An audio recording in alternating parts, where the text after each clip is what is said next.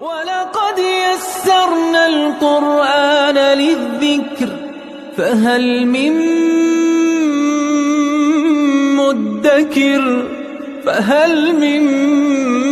مُّدَّكِرٍ اعوذ باللہ من الشیطان الرجیم بسم اللہ الرحمن الرحیم الحمد للہ رب العالمین وصلی اللہ علی سیدنا و نبینا ابی القاسم المصطفى محمد وعلى آلہ الطیبین الطاہرین المعصومین اما بعد اعوذ باللہ من الشیطان الرجیم فَإِذَا قَضَيْتُمُ الصَّلَاةَ فَاذْكُرُوا اللَّهَ قِيَامًا وَقُعُودًا وَعَلَى جُنُوبِكُمْ فَإِذَا اطْمَأْنَنْتُمْ فَأَقِيمُوا الصَّلَاةَ إِنَّ الصَّلَاةَ كَانَتْ عَلَى الْمُؤْمِنِينَ كِتَابًا مَوْقُوتًا صدق اللہ العلی العظیم۔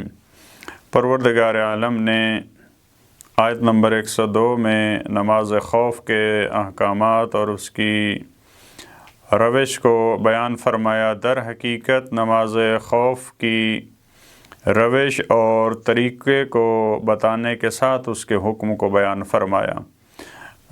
بعض مراحل میں پروردگار عالم جب قرآن کریم میں احکامات کو بیان فرماتا ہے تو اس مسئلے کا حکم بیان فرماتا ہے، لیکن روش ہم سنت میں دیکھتے ہیں، ختمی مرتبت کے فرامین میں دیکھتے ہیں، ائمہ کے طریقہ کار میں دیکھتے ہیں، لیکن جنگی میدان میں جو نماز خوف ہے اس کا پروردگار عالم نے حکم نہیں بلکہ روش کو بیان فرمایا۔ اس طرح سے آپ پڑھیں، پھر پہلا گروہ چلا جائے، پھر دوسرا گروہ آئے، پھر وہ اس طرح سے نماز پڑھے۔ اس روش کے بیان کرنے کے بعد پروردگار عالم نے نماز کے متعلق اس نماز خوف کا بھی جب مرحلہ ہے اس کے بعد بھی یہ حکم ہے، اور آیت کا ایک حصہ وہ مجموعی اور کلی طور پہ نماز کی اہمیت اور نماز کے احکامات کی طرف ہمیں متوجہ کر رہا ہے۔ اس آیت میں فرمایا فَإِذَا قَضَيْتُمُ الصَّلَاةَ فَاذْكُرُوا اللَّهَ، جب تم نماز قائم کر چکو، جب تم نماز ادا کر چکو۔ قضا ویسے جو ہمارا اردو میں استعمال ہوتا ہے، نماز قضا ہوئی، قضا کا مطلب ہوتا ہے یعنی نماز مس ہو گئی، اپنے ٹائم میں ہم نہیں پڑھ سکے، اور جب ٹائم کے بعد پڑھی جاتی ہے اسے ہم کہتے ہیں کہ ہم نے نماز قضا کی ہے، نماز کی قضا ہے۔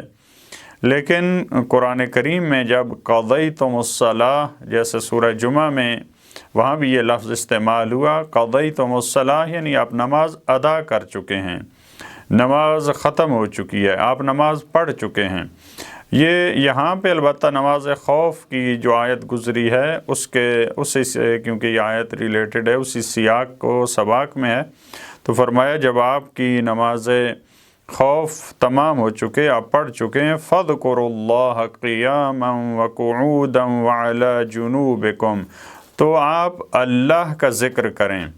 نماز خوف یا کوئی بھی نماز وہ بھی اللہ کا ذکر ہے۔ اقم الصلاۃ لذکری، قرآن کریم نے کہا آپ نماز پڑھیں میری یاد کے لیے، میرے ذکر کے لیے۔ نماز بھی یاد خدا ہے، لیکن یہاں نماز پڑھنے کے بعد فرمایا آپ اللہ کا ذکر کریں قیاماً، قیام کی حالت میں، وقعوداً، قعود بیٹھے، وعلی جنوبکم، اور جب آپ لیٹے ہوں۔ جنوب جنب سے ہے، جنب پہلو کو کہتے ہیں، یعنی اپنی جب آپ کروٹ بدل رہے ہوں، جب آپ پہلو کے بل سوئے ہوں یا لیٹے ہوں، اس وقت بھی آپ اللہ کو یاد کریں۔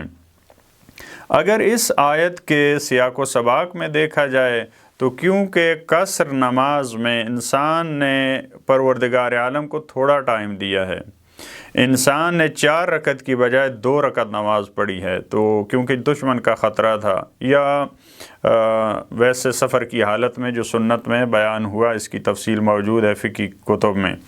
جب آپ نے پروردگار عالم کو تھوڑا ٹائم دیا تو اب اس کے جبران کے لیے جو آپ سے فوت ہو چکی ہے چیز، جو 2 رکعت آپ ذکر نہیں کر پائے پروردگار عالم کا، اس کے بدلے قرآن کریم نے کیا حکم دیا ہے؟ آپ قیام کی حالت میں، آپ قعود کی حالت میں، آپ علی جنوبکم، جنوب سے مراد یعنی آپ جب کروٹ بدلتے ہیں، جب آپ پہلو کے بل سوتے ہیں، جب آپ لیٹتے ہیں، اور انسان کی زندگی میں معمولاً یہ 3 حالات ہوتے ہیں، یا انسان چل رہا ہوتا ہے، کھڑا ہوتا ہے، یا انسان بیٹھا ہوتا ہے، یا انسان لیٹا ہوتا ہے۔ انسان کی زندگی کے معمولاً اس کے جو حالات ہیں وہ 3 حالتیں ہیں۔ اس کا مطلب کیا ہے؟ پروردگار عالم یہ ہمیں سمجھانا چاہ رہا ہے کہ اپنے ذکر میں دوام لائیں، یعنی جب آپ کی نماز ختم ہو جائے تو اس کا مطلب یہ نہیں ہے کہ اب آپ خدا کو یاد نہ کریں۔ اسی وجہ سے آپ دیکھتے ہیں مجاہدین راہ حق وہ جب جنگ لڑتے ہیں وہاں بھی ان کی زبان پہ نعرہ تکبیر اور ذکر پروردگار وہ ہوتا ہے۔ سید الشہداء کربلا میں دیکھیں، مولا کائنات انہوں نے میدان جنگ میں وہاں بھی نماز، اور جب جنگ کی حالت میں نماز پڑھ چکے ہیں اس کے بعد بھی، لہٰذا آپ سید الشہداء بہترین نمونہ اس ذکر الہی کی وادی میں آپ دیکھتے ہیں۔ جب دشمن پہ حملہ کرتے ہیں وہاں بھی ذکر پروردگار ہے، جب اپنے بچے کو تیر لگتا ہے وہاں بھی ذکر پروردگار ہے، جب خود سید الشہداء کو تیر لگتا ہے اور ذوالجناح سے گرتے ہیں وہاں بھی ذکر پروردگار ہے، جب زمین پہ آتے ہیں وہاں بھی ذکر پروردگار ہے۔ ہر مرحلے میں در حقیقت ایک مومن کی، ایک انسان کی زندگی ایسے ہونی چاہیے کہ ہر مرحلے میں اس کو یاد خدا سے غافل نہیں ہونا چاہیے۔ البتہ یاد خدا کے اور ذکر خدا کے مراحل ہیں، ایسا نہیں ہے کہ فقط زبان کا ذکر ہے، اس کا دل جو ہے وہ ذکر الہی میں ہو، اس کے عمل میں ذکر الہی کی تجلی و مختلف مراحل ہیں۔ لہٰذا یہاں پہ اس کا جبران کرنے کے لیے، کیونکہ کمی واقع ہوئی ہے نماز کی صورت میں ذکر الہی میں، لہٰذا اب نماز تمام کر چکے ہیں تو ایسا نہیں ہے کہ اب ذکر الہی کی ضرورت نہیں ہے، تمام حالات میں اس میں دوام ہونا چاہیے۔ فَإِذَا اطْمَأْنَنْتُمْ فَأَقِيمُوا الصَّلَاةَ، اور جب تم اطمینان کی کیفیت میں آ جاؤ، یہ جو خوف ہے اس کا مد مقابل ہے۔ یہ جو خوف والی آیت تھی اس کے مد مقابل کیفیت ہے۔ وہاں خوف کی حالت میں کیا ہے؟ آپ نے نماز قصر کرنی ہے، لیکن جب آپ اطمینان کی کیفیت یعنی اپنے وطن پہنچ جائیں، اب ایسی حالت میں ہے جہاں آپ کا قیام ہے، اپنے وطن میں ہے، کوئی آپ کو ٹینشن نہیں ہے، کوئی حملے کا خوف نہیں ہے، فَأَقِيمُوا الصَّلَاةَ، اب وہاں پہ آپ نماز قائم کریں۔ پہلے بھی نماز قائم کی ہے، لہٰذا اب یہاں اس سیاق سے ہم سمجھ رہے ہیں فَأَقِيمُوا الصَّلَاةَ یعنی اب پوری نماز پڑھیں۔ یہاں پہ الصلاۃ یعنی مکمل ارکان کے ساتھ، تمام رکعات کے ساتھ ایک نماز ہے، کیونکہ اس نماز قصر کے مقابلے میں یہ لفظ استعمال ہوا، یہاں سے ہم سمجھ رہے ہیں کہ اس سے مراد پوری نماز ہے، کیونکہ یہ اطمینان کی کیفیت ہے۔ پہلے والی جو نماز تھی وہاں دشمن کے حملے کا خوف تھا۔ اس کی علت پروردگار عالم نے بیان فرمائی ہے، ان الصلاۃ کانت علی المؤمنین کتابا موقوتا، یقیناً نماز مومنین پر لکھی جا چکی ہے، کتابا موقوتا۔ موقوتا اس کی 2 تفسیریں موجود ہیں۔ ایک لفظ جب یہ کہا جاتا ہے کتابا موقوتا یعنی نماز اپنے وقت کے ساتھ فرض کی گئی ہے۔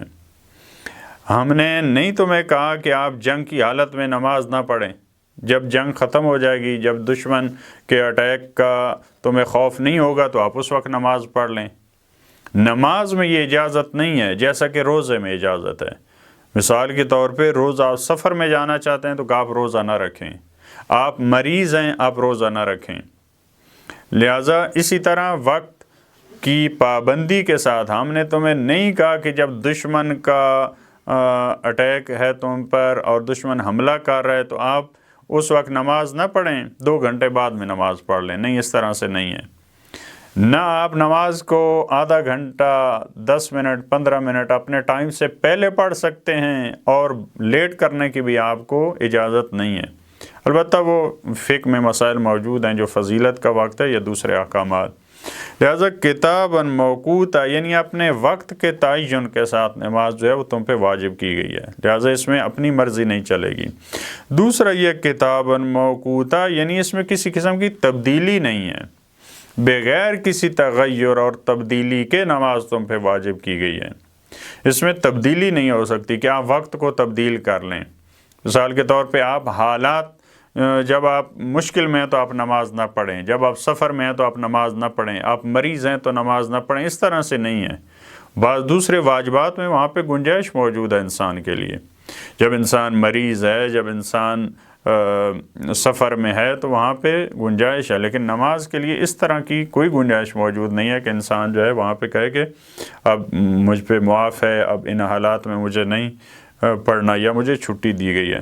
لہٰذا یہ اس کا سیاق یہ ہے کہ نماز خوف اور مجاہدین جو نماز پڑھ رہے ہیں اس کے بارے میں، لیکن یہ کلی طور پہ یہ آیت کا آخری حصہ پیغام ہے کہ نماز مومنین پر وہ کتاب موقوت ہے، اپنے وقت کے ساتھ لکھی گئی ہے اور بغیر کسی تبدیلی اور بغیر